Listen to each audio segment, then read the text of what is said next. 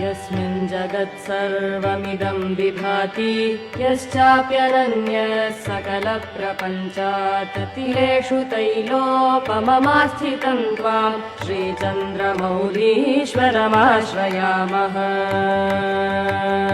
यस्मिन् जगत्सर्वमिदं विभाति यश्चाप्यनन्यः सकलप्रपञ्चात् तिलेषु तैलोपममास्थितं त्वां श्रीचन्द्रमौलीश्वरमाश्रयामः।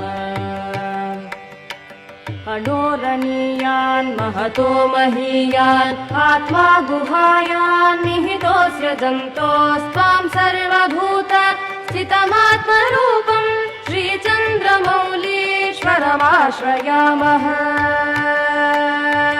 अणोरणीयान् महतो महीयान् आत्मा गुहायान् निहितोऽस्य